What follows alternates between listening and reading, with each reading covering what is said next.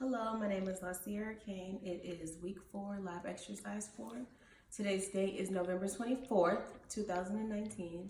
And in this video, I will be talking about the 4 bone types, which will be, we have the flat bone, irregular bone, the short bone, and the long bones. First, we're going to start off by talking about the flat bones. A little bit about the flat bones is that they provide protection, or the provision of raw surfaces for muscular attachment. 2 examples of the flat bones are the skull and the sternum. Sternum is right here. The human skull supports the structures of the face and forms a cavity for the brain, and the skull protects brain from injury. And then the sternum right here, it is the breastbone. It connects to the ribs and forms the front rib cage. It also helps protect the heart and the lungs and any major blood vessels from injuries. The next type of bones we'll be talking about is short bones. A little bit about short bones. Short bones are designated as those bones that are as wide as they are long. Their primary function is to provide support, stability with little to no movement. 2 examples of short bones are the carpals of the wrist, right here,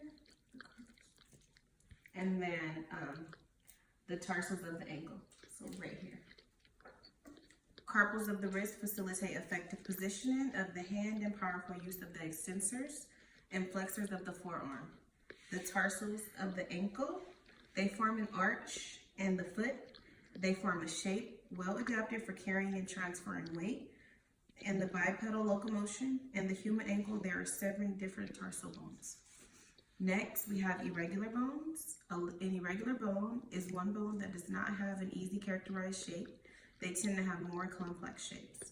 2 examples of the irregular bone is the maxilla, right here, and then also the vertebrae. The vertebrae right here.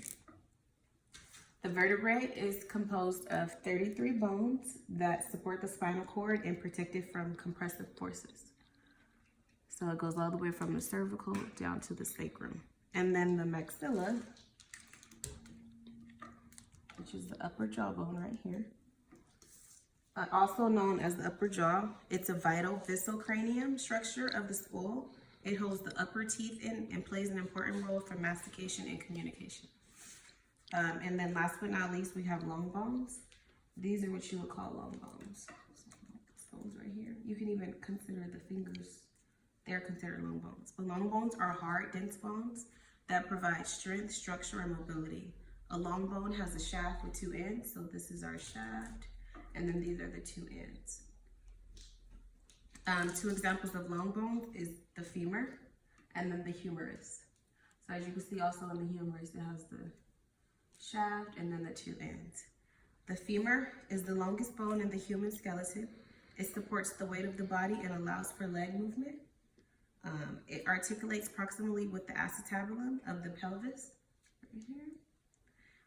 Forming the hip joint and distally with the tibia, right here, forming the patella, which is the knee.